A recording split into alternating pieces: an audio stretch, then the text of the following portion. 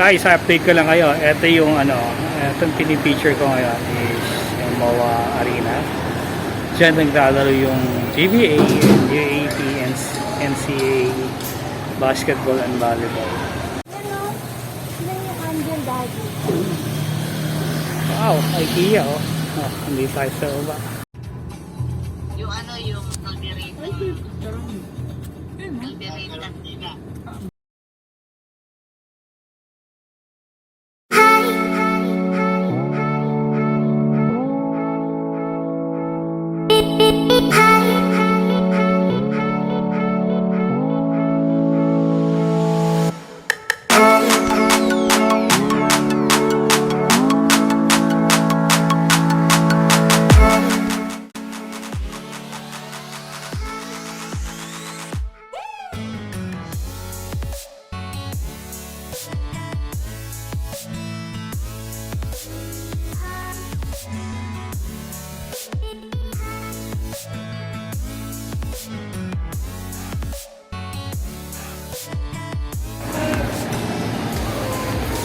Guys, update ko lang kayo. Ito yung itong pinipicture ko ngayon is yung MOA Arena. Diyan naglalaro yung GBA, UAP, NCA, basketball and volleyball. So ito yung link bridge niya dito sa parking. And then ito yung Ikea. First in the Philippines to. Yan. So, tabi niya yung SMX.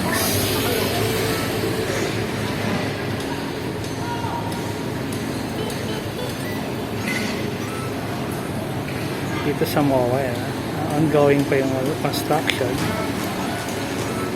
Dito. So, dito sa side na to, yan yung going to Ross Boulevard. And dito sa side, sa kabilang side ko pag iniikot ko, yan, going to Manila Bay yan. So ano ba yung mga bago dito? Ayan, ongoing po yung road construction dito. Makikita mo yung mga bikers natin, maya may dating. So, ibig sabihin, maraming nanggaling dun sa Ross Boulevard. So, I think may something na gagawin dito sa gitna na to, sa may island na to.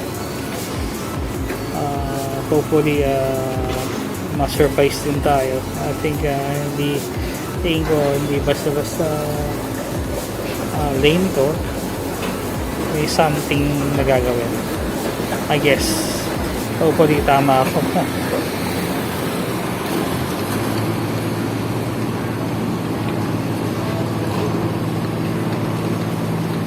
Ayan guys,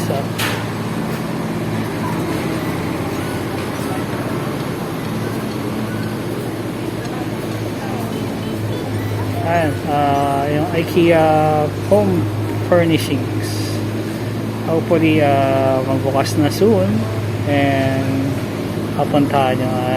Idea lang po para sa mga ating subscribers.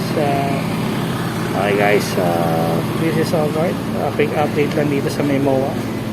Thanks once again. Subscribe. Bye.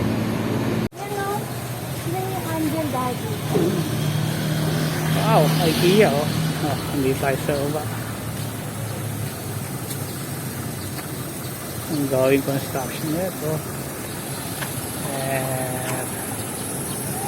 Ito, tabi na ito church, and then may ongoing construction din. Siguro parang barracks sila.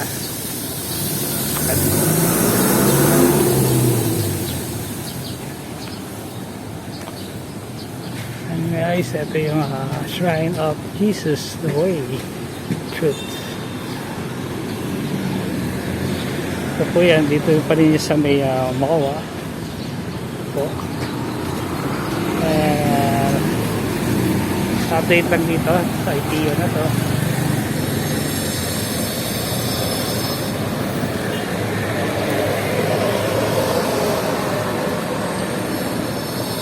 is going to Ross Boulevard yan. Sabi niyan yung MOA Arena, the Philippine Arena. Meron na tayong pupuntahan sa susunod in the future.